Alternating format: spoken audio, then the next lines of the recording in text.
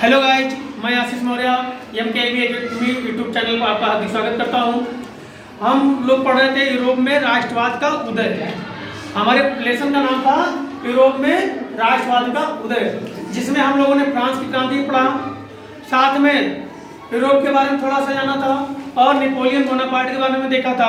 और उन्होंने एक कानून बनाया था जिसके बारे में हम लोगों ने पढ़ा था कि जो हमारी वहाँ की राजतंत्र व्यवस्था था, राजशाही व्यवस्था था, तो उसको खत्म कर दिया गया था। बोबो वंश जो था उसको खत्म करके 1804 में नेपोलियन वहाँ पे गद्दी पे बैठा था और उसने कई चीज़ें, समानता का अधिकार, यातायात, संचार के बारे में उसने प्रोत्साहन किया, बढ़ाया था। तो उसी में एक कहता उदारवादी, जो ये हमारे नेपोलियन है वो उदारवादी था। तो उदारवाद का मतलब होता है स्वतंत्रता, जो स्वतंत्र, उदारतावाद यानी इसका मतलब होता है स्वतंत्र। और ये स्वतंत्र जो व्यक्ति थे तो दो तरीके से मानना था। पहला मानना था राजनीतिक और दूसरा मानना था आर्थिक।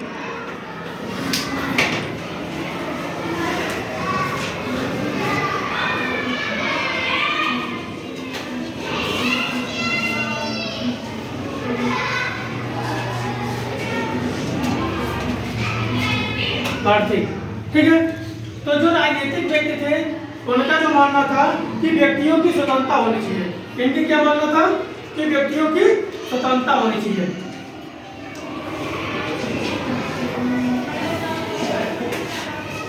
व्यक्तियों की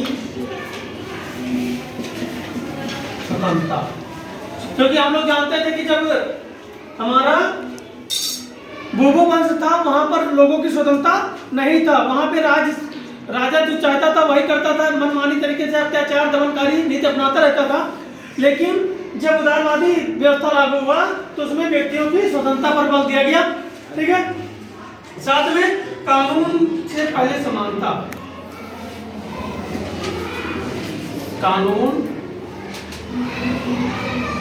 से पहले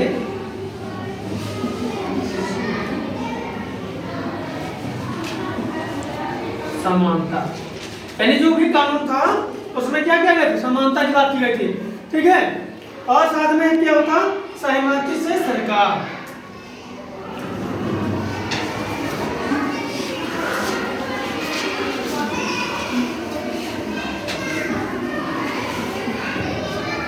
ठीक। यानी राजनीतिक लोगों को क्या मानना था कि जो हमारे व्यक्तियों की स्वतंत्रता है ये होनी चाहिए। दूसरा, कानून से पहले जो समानता की बात होती है कि ये नहीं कि वो अमीर है या वो अधिकारी, उच्च अधिकारी है तो उनकी पहले बात मानी जाए। पहले कानून से पहले समानता किया जाए कि सभी लोग उस समय पद पे, अगर कोई अधिकारी है तो वो अधिकारी पद पे न रहकर समान व्यक्ति तरीके से होगा। इसके बाद कानून का प्रयोग किया जाएगा। दूसरा क्या होगा, सहमति से सरकार। जो भी हमारा पहले क्या था, सरकार बनता था, सरकार बनने के बाद इनका जो राजा का जो भी परिवार में होता था, भतीजा होता था, पुत्र होता था, जो भी होता था वही उनका क्या होता था, उत्तराधिकारी बन जाता था। लेकिन अब क्या हुआ कि अब ऐसा नहीं है, वहां जनता विरोध भी नहीं कर सकती थी क्योंकि राजतंत्र था। लेकिन अब यहाँ पे क्या है, सहमति से सरकार। जब सबकी सहमति, आम जनता की सहमति बनती है तभी जाके सरकार बनती है। अब यहीं पर आर्थिक के बारे में क्या विचार था, बाजार की स्वतंत्रता क्या थी, बाजार की स्वतंत्रता, यानी जो भी मार्केट है उसमें भी आजादी होनी चाहिए। ऐसा नहीं कि हमारी क्षमता आज 10 किलो बेचने की है लेकिन आपने पाबंदी लगा दी कि आपको केवल 5 किलो ही बेचना है, तो ये हमारी क्या है, बाजार में हमारी क्या कहते हैं, आपने एक बंधन लगा दिया, उस बंधन के आगे हम लोग नहीं जा सकते, यानी स्वतंत्र नहीं है आपकी, उसमें बंधुआ की तरीके से हो गए हम लोग। तो ये बाजार की स्वतंत्रता होती है, जो जिसकी हैसियत होती है उस हिसाब से वो काम करता रहे। दूसरा हमारा आता है पॉइंट, राज्य प्रतिबंध, राज्य प्रतिबंध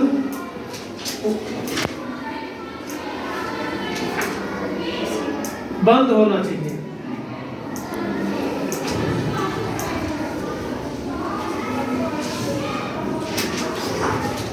यानी राज्य प्रतिबंध बंद होना चाहिए।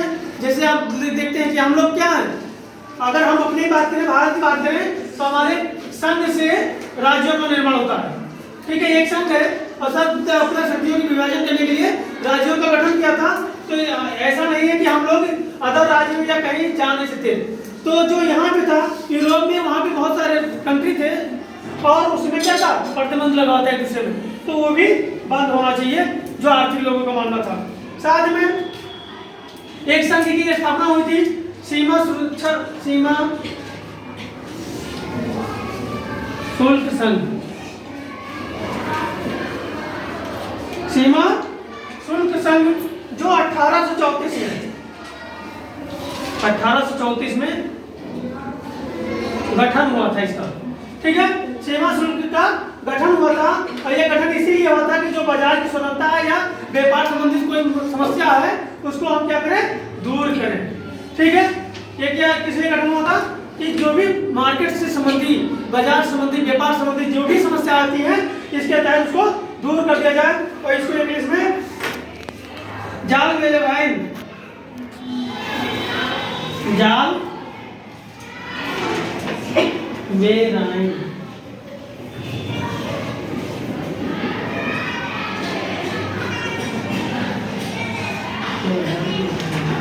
ठीक, जाल वेलाइन इंग्लिश में नाम आता है। अगर हिंदी में मिलेगा तो सीमा शुल्क संघ बनेगा और इंग्लिश में जाल वेलाइन के नाम से मिलता है, जो 1834 में इसका गठन हुआ था। ठीक है, लेकिन ये ज्यादा दिन तक नहीं चल सका। 1815 में फिर क्या होता है कि फिर युद्ध होता है और युद्ध में ये उदारवादी लोग जो थे वो हार जाते हैं, यानी नेपोलियन की हार होती है और उस समय फिर वही बूर्बो वंश की स्थापना होती है। ये पुनः क्या करते हैं, जीत जाते हैं। ठीक, तो ये एकदम क्लियर हो गया। अब आगे आते हैं।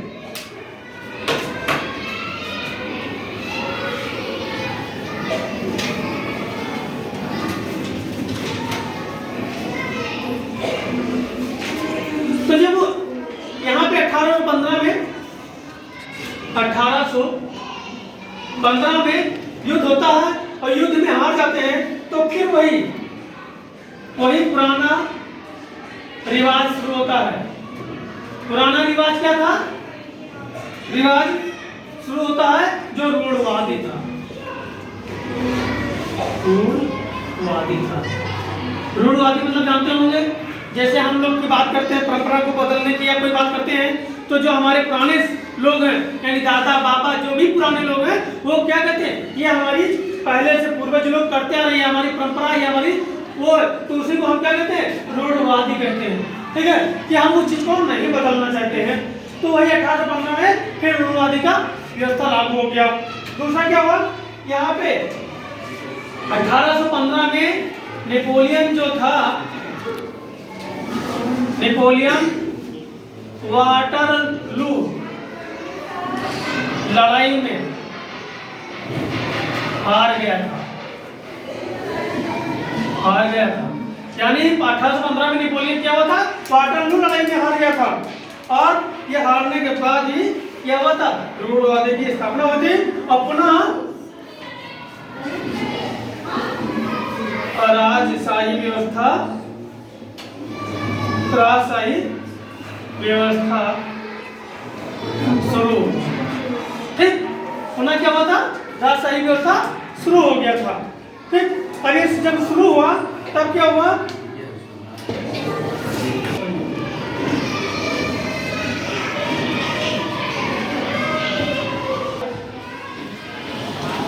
में जब नेपोलियन हारता है, हारने के बाद जो यूरोपीय लोग थे, यूरोपीय लोगों के एक क्या कहते हैं प्रतिनिधि सभा 1815 में यूरोपीय प्रतिनिधि सभा ऑस्ट्रिया के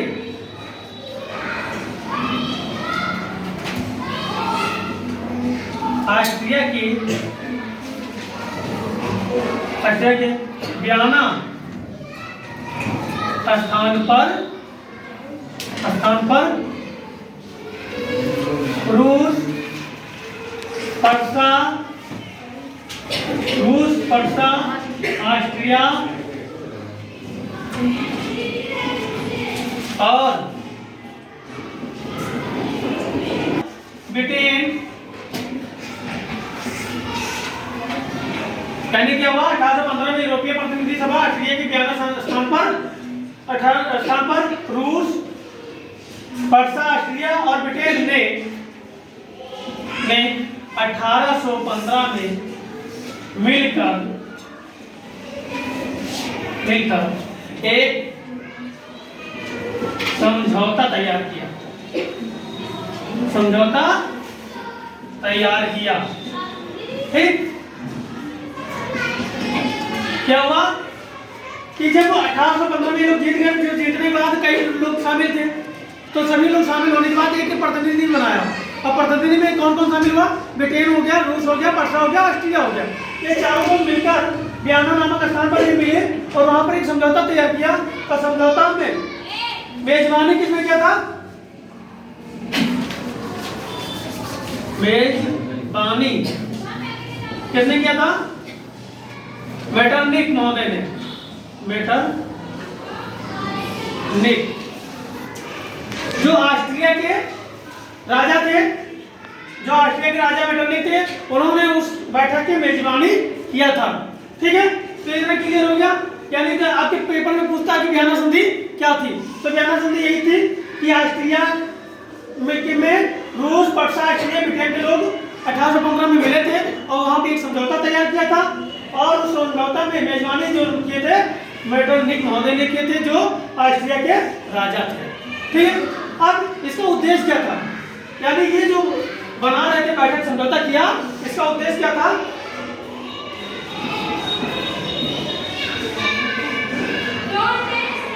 इसका उद्देश्य पहला क्या था कि जब बोबोवंश समाप्त हुआ था तो फ्रांसीसी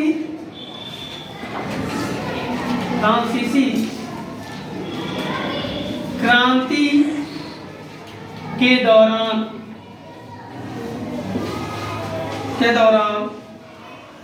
हटाए गए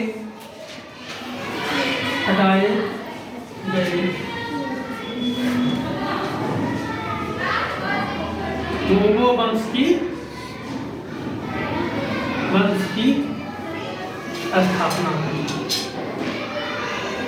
स्थापना करना। ठीक है, पहला इनका क्या उद्देश्य था कि जो नेपोलियन ने खत्म कर दिया था, जो फ्रांसीसी क्रांति के दौरान हटाए गए थे बोबो वंश, उसके पुनः स्थापना कर दिया गया। बोबो वंश स्थापना करना और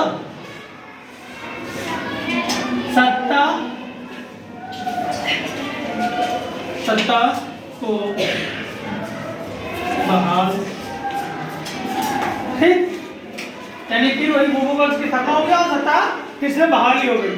ये पहला था इनका। दूसरा हमारा था कि फ्रांस की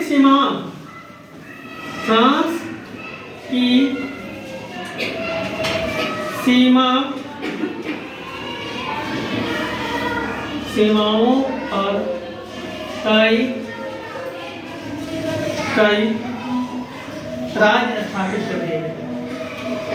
राज्य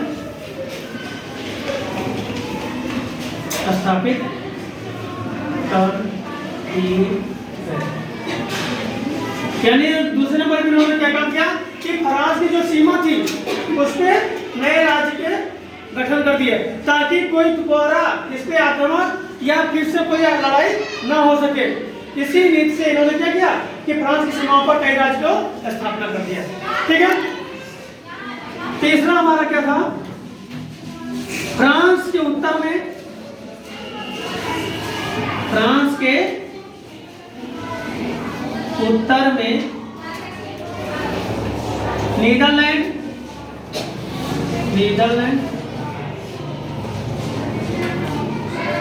नीदरलैंड का राज स्थापित किया गया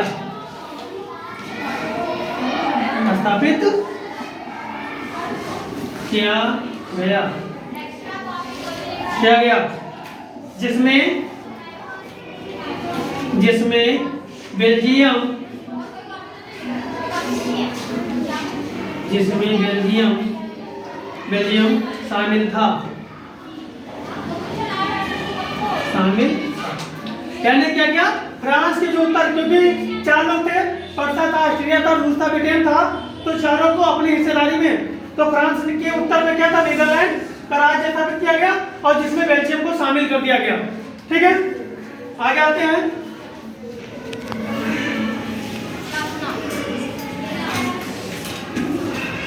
दक्षिण में पीट डिमांड, यानी दक्षिण में क्या गया, पीट डिमांड में जनेवा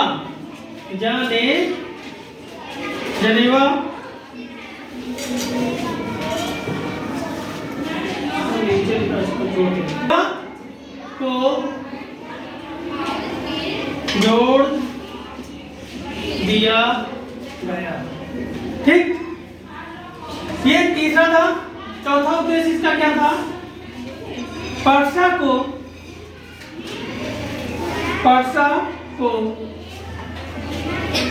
उसकी पश्चिमी सीमाओं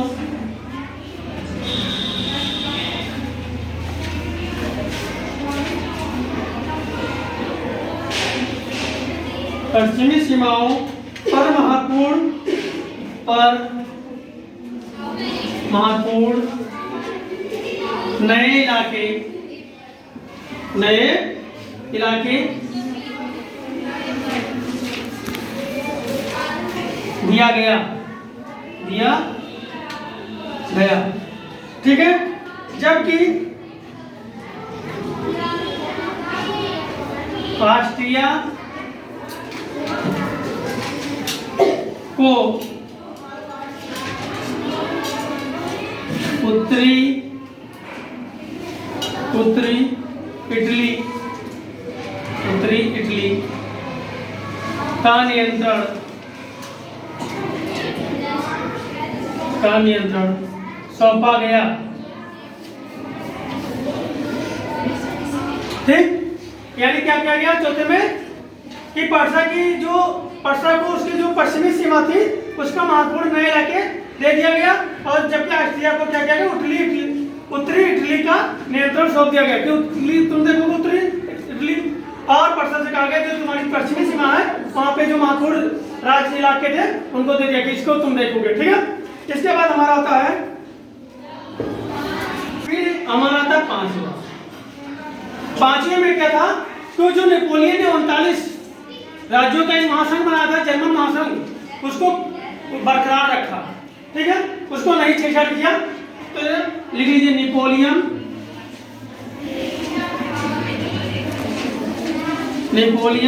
ने 39 राज्यों का जर्मन महासंघ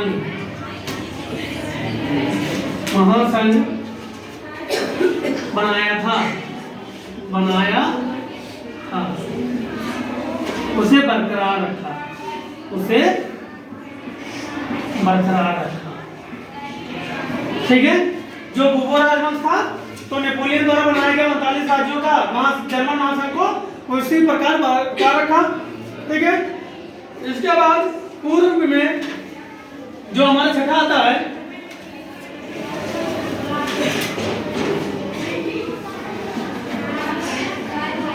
पूर्व में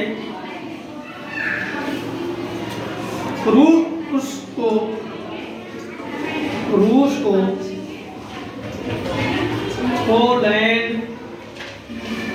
पोलैंड का एक हिस्सा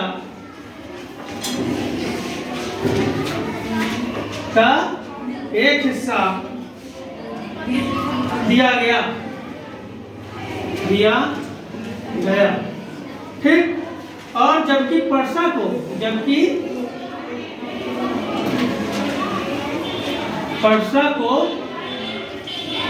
मैक्सनी का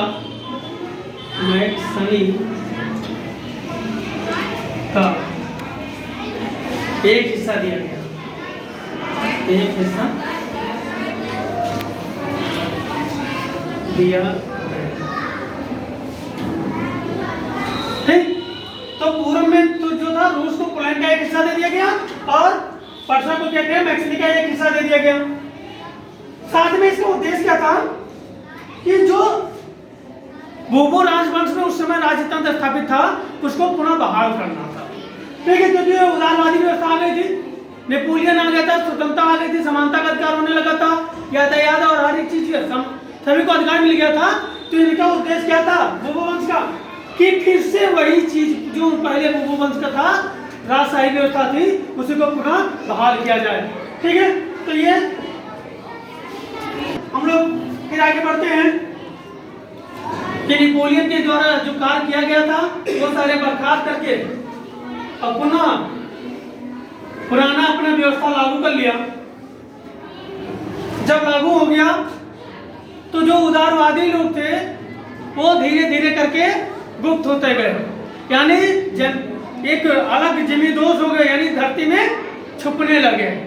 लेकिन कुछ दिन के बाद फिर क्रांतिकारी का जोश निकला और फिर इन्होंने क्रांतिकारियों का उदय हुआ और फिर उदय होने के बाद फिर से इन्होंने लड़ाई लड़ी। ठीक है, तो क्रांतिकारी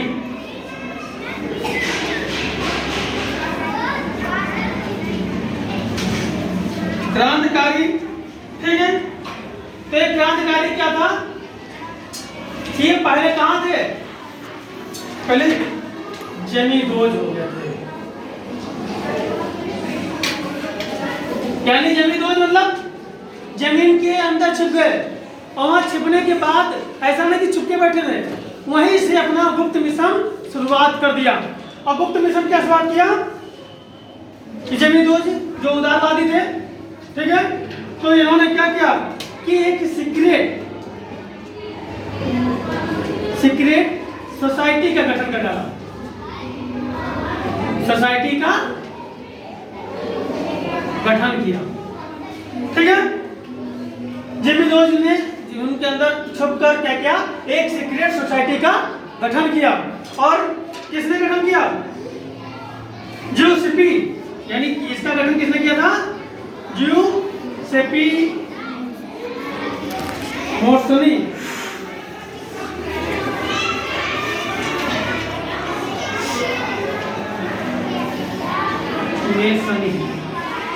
ठीक है, इन्होंने क्या किया, गठन किया। और अब ये कौन थे, इनका जन्म 1807 में जनेवा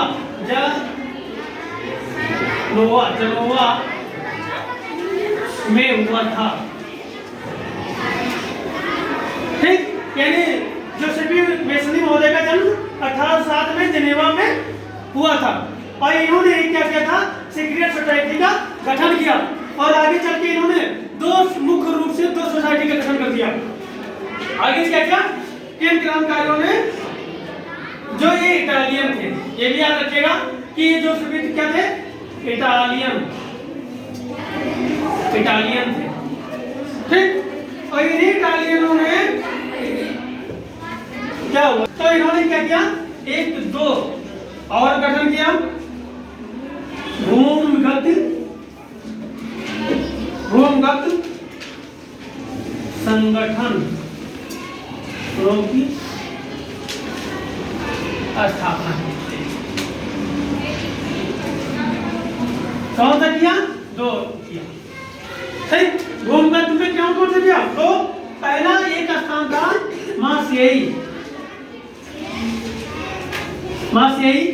मार्सेई में इन्होंने एक इटली का निर्माण किया, यंग इटली संगठन का निर्माण किया। और दूसरा बर्न, जहां पर यंग यूरोप का निर्माण किया। ठीक, यानी चोरी छुपे इन्होंने काम जारी रखा अपना। और क्या काम जारी रखा कि भूमिगत संगठनों का निर्माण किया। एक मार्सेई था, वहां पे यंग इटली का किया, और बर्न में यंग यूरोप का स्थापना कर दिया। ठीक है, और दोनों ने सोसाइटी को सीक्रेट सोसाइटी में चलाते रहे। इन्हीं के इससे प्रभावित कर रहे, यानी देखा कि जो भूमिगत संगठन थे ये धीरे धीरे क्या कर रहे हैं, अपना फैलाव कर रहे हैं, पूरे में धीरे धीरे बढ़ोतरी कर रहे हैं, अपने सदस्यों को, नए नए लोगों को जोड़ रहे हैं, और इससे इनको काफी सफलता मिली। और इसी सफलता से प्रभावित होकर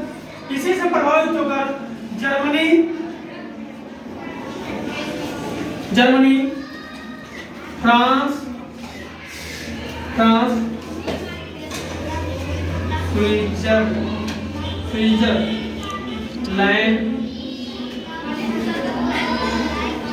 स्विट्जरलैंड और पोलैंड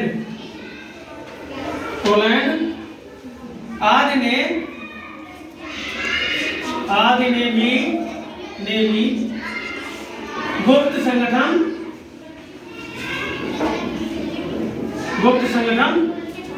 बनाना शुरू कर।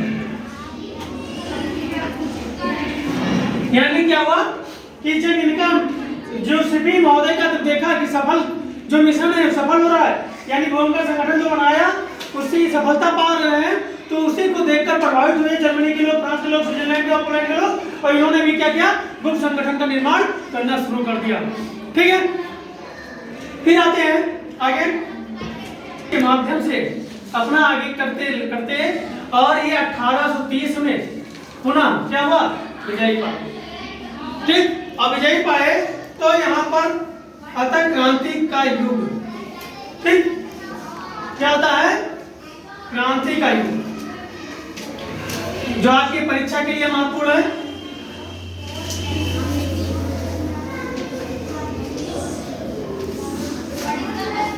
क्रांति का युग ठीक, जो 1830 से लेकर 1848 ठीक, इसमें दो लोगों की लड़ाई हुई थी। हम इसमें किसकी उदारवादी बनाम रूढ़वादी, ये दोनों की लड़ाई हुई थी। ठीक है, दोनों की लड़ाई हुई क्रांति के लिए, उदारवादी बनाम रूढ़वादी। दोनों में जब रूढ़वाद जब ये क्रांति का युग हुआ, जब वहां के जो क्रांतिकारी जोसेफ महोदय थे, उन्होंने अपनी बुद्धिमत्ता से अपने उससे इसको फिर से पुनः हासिल कर लिया और फ्रांस की क्रांति आ गई। ठीक है, तब ये पुनः फिर क्या हुआ, पराजित हो गया। ठीक है, और रूढ़वादी आप जानते हैं कि आज के समय में घर पे भी सभी के होता है कि जब आप अपने मम्मी पापा से या बड़ों से कोई बात कहते हैं, तो कोई बात बदलने के लिए बोलते हैं, तो क्या कहते हैं कि हमारी पुरानी परंपरा है, हम इसको नहीं बदलेंगे। एक इसका और अर्थ होता है रूढ़वादी का, जड़त्व, यानी उनके एक जड़त हो जाती है, यानी कि जिद हो जाती है कि ये हमारे चला आ रहा है, हम इसको नहीं बदल सकते, इससे भले ही हमारा नुकसान हो। लेकिन आज का हमारा विज्ञान युग है, समय समय पे परिवर्तन होना है, तो ये हमारा था। अब आता है जुलाई क्रांति। ठीक, आज क्या आता है, जुलाई क्रांति।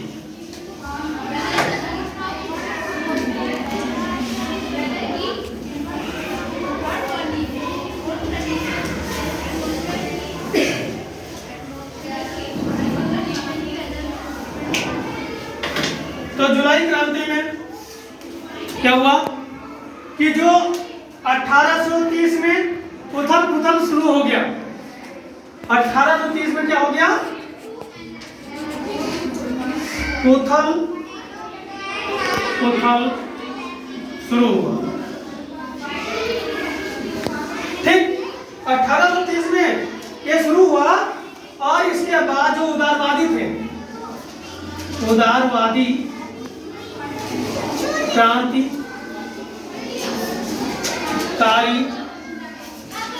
क्रांतिकारी ने भूगोवंश के राजाओं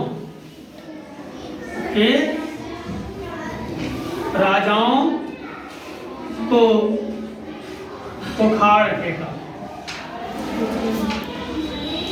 यानी हरा दिया और वहां से हटा दिया। यानी जैसे 1830 में उथल पुथल शुरू हुआ और राजा ने क्या किया, वहां क्रांतियों ने भूगोवंश के जो थे उनको हटाने का काम कर दिया, यानी कि उनको भगा ही दिया। ठीक, इसके बाद क्या होता है, एक लुई फिलिप महोदय आते हैं, फिलिप महोदय जिसके ब्रांडेड कपड़े भी आप लोगों को मिलते हैं, लुई फिलिप के, और इनकी अध्यक्षता में, लुई फिलिप की अध्यक्षता में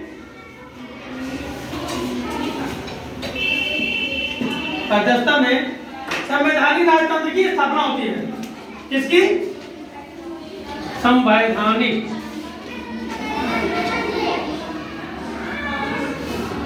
राजतंत्र की स्थापना होती है।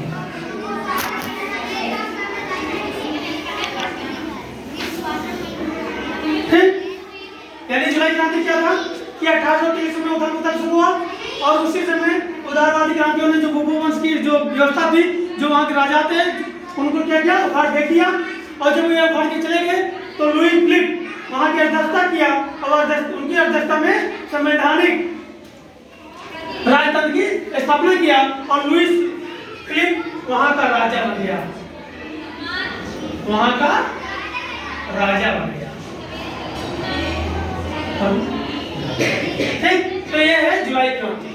ठीक है, तो ये क्लियर हो गया होगा कि जुलाई क्रांति क्या थी। जुलाई क्रांति में 1823 में उथल पुथल शुरू होता है, और उदारवादी क्रांतियों ने भूपवंश के राज्यों का उखाड़ फेंकते हैं, और साथ में लुई फिलिप की अध्यक्षता में संवैधानिक राजतंत्र की व्यवस्था को स्थापना करते हैं, और वहां का वो राजा बन जाते हैं।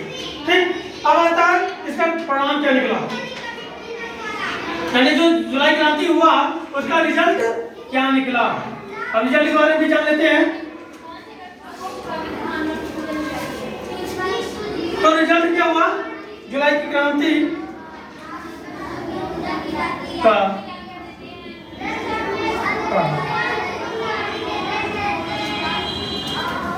एक तो नीदरलैंड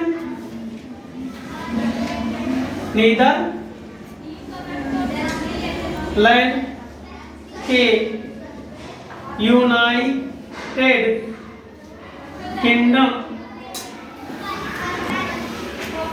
किंगडम से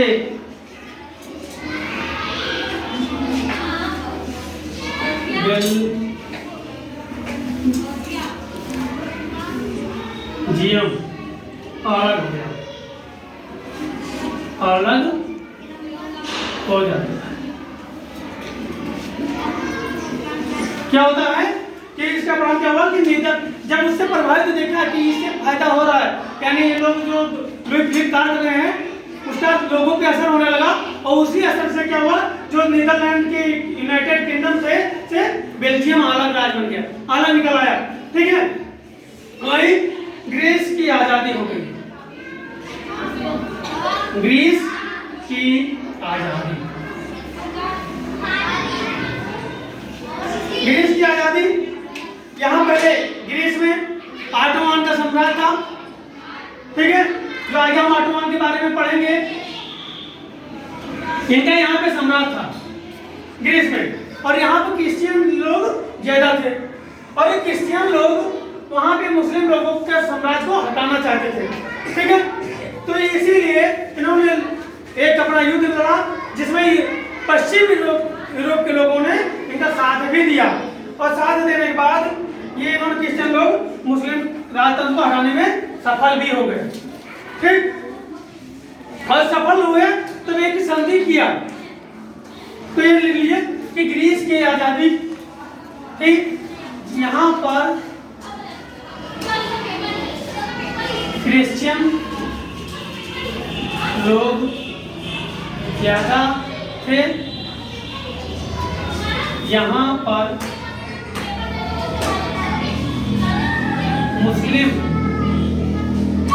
राजाओं को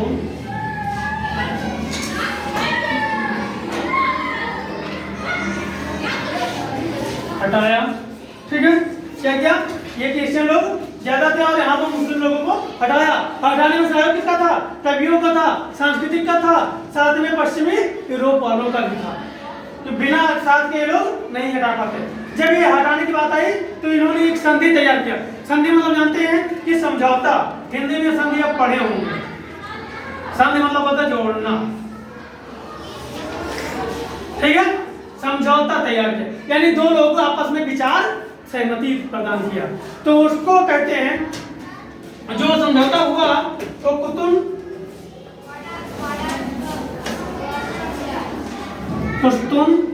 नियम, कुस्तुनिया संधि, और ये संधि तैयार होती है। और संधि के बाद एक ग्रीस भी आजाद हो जाता है, और जब ग्रीस आजाद हो जाता है तो लोग अपने इसी से प्रभावित होकर अलग अलग रहने लगते हैं। तो आज का क्लास यहीं तक। जिन्होंने चैनल को सब्सक्राइब नहीं किया है सब्सक्राइब कर लें, लाइक नहीं किया लाइक कर लें, और साथ में इसको ज़्यादा से ज़्यादा शेयर भी करें। शेयर करने से क्या होगा कि जो आप पढ़ रहे हैं वो अन्य लोगों को भी मिल सकता है। इसी के साथ फिर नेक्स्ट इसी के आगे के बाद लेकर आएंगे। तब तक के लिए जय हिंद जय भारत।